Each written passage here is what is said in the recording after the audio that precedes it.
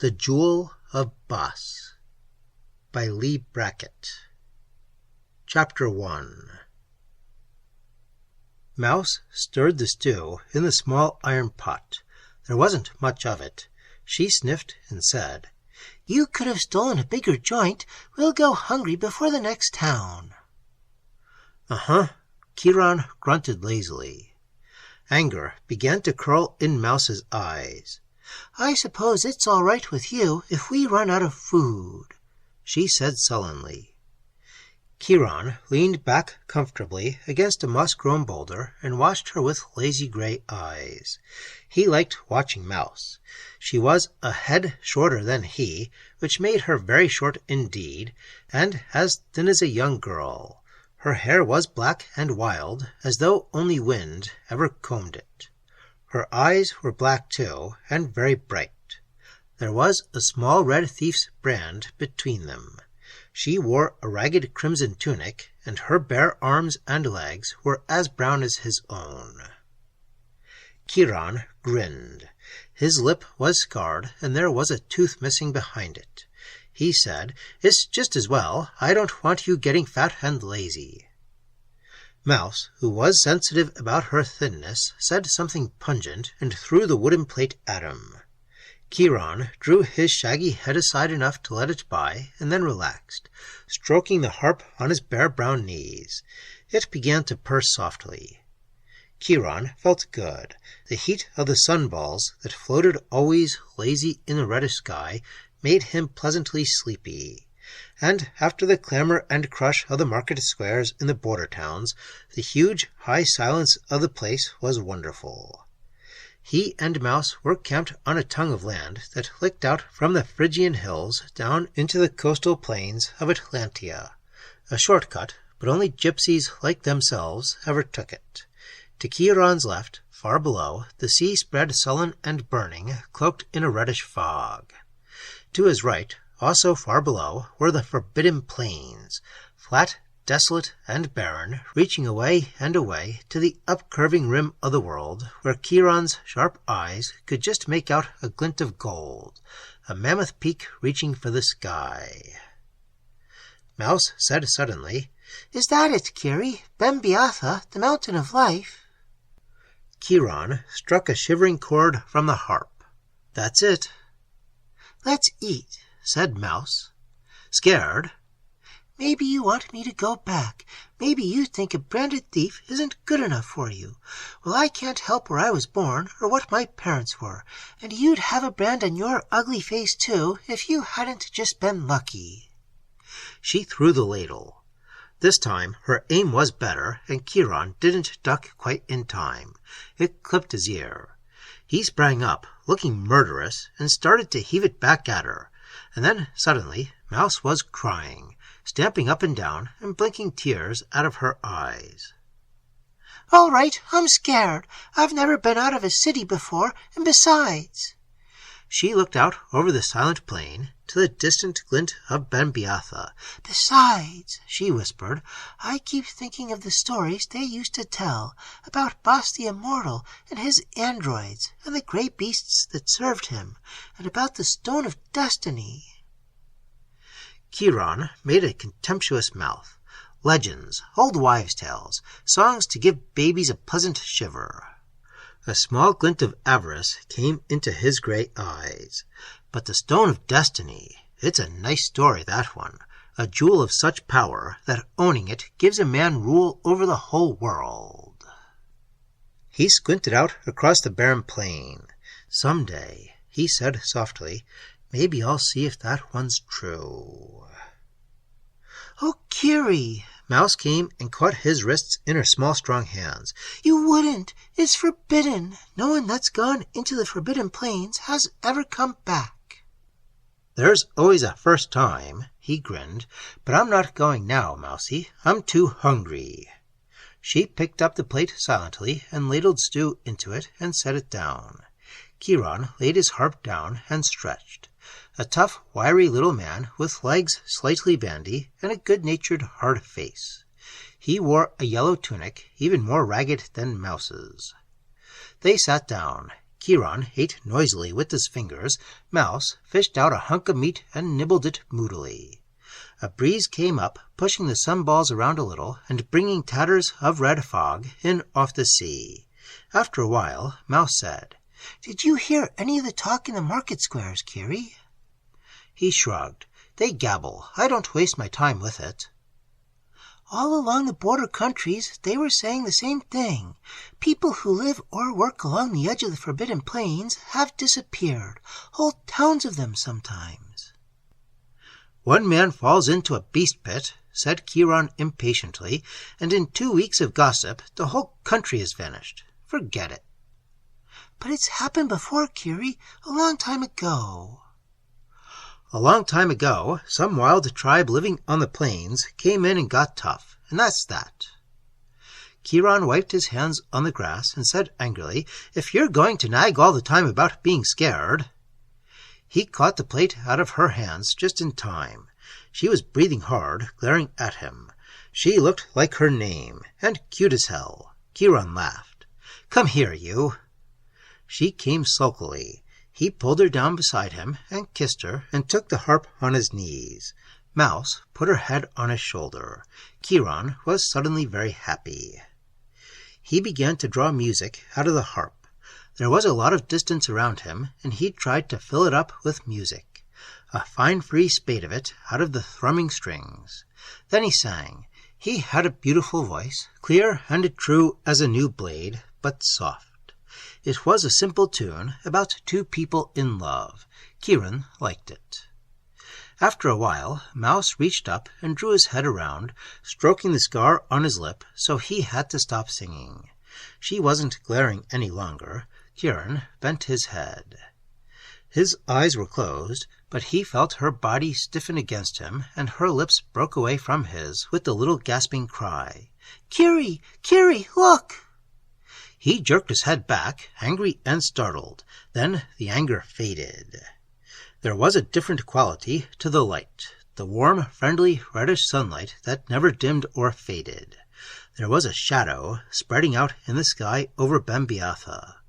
It grew and widened, and the sunballs went out one by one, and darkness came toward them over the Forbidden Plains. They crouched, clinging together, not speaking, not breathing. An uneasy breeze sighed over them, moving out. Then, after a long time, the sunball sparked and burned again, and the shadow was gone. Ciaran dragged down an unsteady breath. He was sweating, but where his hands and Mouse's touched, locked together, they were cold as death. "What was it, Kiri?" "I don't know." He got up, slinging the harp across his back without thinking about it. He felt naked suddenly up there on the high ridge, stripped and unsafe. He pulled Mouse to her feet. Neither of them spoke again. Their eyes had a queer, stunned look. This time it was Ciaran that stopped, with the stew pot in his hand, looking at something behind Mouse. He dropped it and jumped in front of her, pulling the wicked knife he carried from his girdle. The last thing he heard was her wild scream. But he had time enough to see the creatures climbing up over the crest of the ridge beside them, fast and silent and grinning, to ring them in with wands tipped at the point with opals like tiny sunballs. They were no taller than Mouse, but thick and muscular, built like men. Gray animal fur grew on them like the body hair of a hairy man, lengthening into a coarse mane over the skull. Where the skin showed, it was gray and wrinkled and tough. Their faces were flat with black animal nose buttons. They had sharp teeth, gray with a bright, healthy grayness. Their eyes were blood pink, without whites or visible pupils. The eyes were the worst. Ciaran yelled and slashed out with his knife. One of the gray brutes danced in on lithe, quick feet and touched him on the neck with its jeweled wand. Fire exploded in Ciaran's head, and then there was darkness, pierced by Mouse's scream. As he slid down into it, he thought, "They're Kalds, the beasts of legend that served Boss the Immortal and his androids. Kalds that guarded the Forbidden Plains from man." Ciaran came to, on his feet and walking. From the way he felt, he'd been walking a long time, but his memory was vague and confused. He had been relieved of his knife, but his harp was still with him. Mouse walked beside him. Her black hair hung over her face, and her eyes looked out from behind it, sullen and defiant. The grey beasts walked in a rough circle around them, holding their wands ready. From the way they grinned, Ciaran had an idea they hoped they'd have an excuse for using them. With a definitely uneasy shock, Ciaran realized that they were far out in the barren waste of the Forbidden Plains. He got a little closer to Mouse. "Hello." She looked at him. "You and your shortcuts. So all that talk in the border towns was just gabble, huh?" "So it's my fault, if that isn't just like a woman." Ciaran made an impatient gesture. All right, that doesn't matter now. What does matter is where we are going and why." "How should I... Wait a minute, we're stopping." The Kalds warned them with their wands to stand. One of the grey brutes seemed to be listening to something that Ciaran couldn't hear. Presently it gestured, and the party started off again in a slightly different direction. After a minute or two, a gully appeared out of nowhere at their feet. From up on the ridge, the Forbidden Plains had looked perfectly flat, but the gully was fairly wide, and cut in clean like a sword gash, hidden by a slight roll of the land. They scrambled down the steep bank and went along the bottom. Again, with an uneasy qualm, Ciaran realized they were headed in the general direction of Bembeatha. The old legends had been gradually lost in the stream of time, except to people who cared for such things, or made a living from singing about them, like Ciaran. But in spite of that, Bembeatha was taboo. The chief reason was physical. The plains, still called forbidden, ringed the mountain like a protective wall, and it was an indisputable fact, whether you liked it or not, that people who went out onto them didn't come back. Hunger, thirst, wild beasts, or devils, they didn't come back. That discouraged a lot of traveling. Besides, the only reason for attempting to reach Bembeatha was the legend of the Stone of Destiny, and people had long ago lost faith in that. Nobody had seen it. Nobody had seen Bas the Immortal, who was its god and guardian, nor the androids that were his servants, nor the Kalds that were slaves to both of them. Long, long ago, people were supposed to have seen them. In the beginning, according to the legends, Bas the Immortal had lived in a distant place, a green world where there was only one huge sunball that rose and set regularly, where the sky was sometimes blue and sometimes black and silver, and where the horizon curved down. The manifest idiocy of all that still tickled people so that they liked to hear songs about it. Somewhere on that green world, somehow, Bas had acquired the flaming stone that gave him the power of life and death and destiny. There were a lot of conflicting and confused stories about trouble between Bas and the inhabitants of the funny world with the sky that changed like a woman's fancy. Eventually, he was supposed to have gathered up a lot of these inhabitants through the power of the stone and transported them somehow across a great distance to the world where they now lived. Ciaran had found that children loved these yarns particularly. Their imaginations were still elastic enough not to see the ridiculous side. He always gave the distance cycle a lot of schmaltz. So, after Bas the Immortal and his Stone of Destiny had got all these people settled in a new world, Bas created his androids, Kefri and Stoid, and brought the Kalds from somewhere out in that vague distance. Another world, perhaps. And there were wars and revolts and raiding parties and bitter struggles between Bas and the androids and the humans for power, with Bas always winning because of the stone. There was a bottomless well of material there for ballads. Ciaran used it frequently. But the one legend that had always maintained its original shape under the battering of generations was the one about Bembeatha, the Mountain of Life, being the dwelling place of Bas the Immortal and his androids and the Kalds. Somewhere under Bembeatha was the stone, whose possession could give a man life eternal and the powers of whatever god you chose to believe in. Ciaran had toyed with that one in spite of his skepticism. Now it looked as though he was going to see for himself. He looked at the Kalds, the creatures who didn't exist, and found his skepticism shaken. Shaken so hard he felt sick with it, like a man waking up to find a nightmare beside him in the flesh, booting his guts in.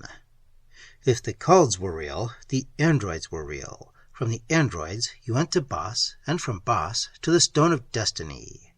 Ciaran began to sweat with sheer excitement. Mouse jerked her head up suddenly. Kiri, listen! From somewhere up ahead and to the right, there began to come a rhythmic, swinging clank of metal. Underneath it, Ciaran made out the shuffle of bare or sandaled feet. The Kalds urged them on faster with the jewel-tipped wands. The hot opalescence of the tips struck Ciaran all at once. A jewel of fire could shock a man to unconsciousness like the blow of a fist just by touching.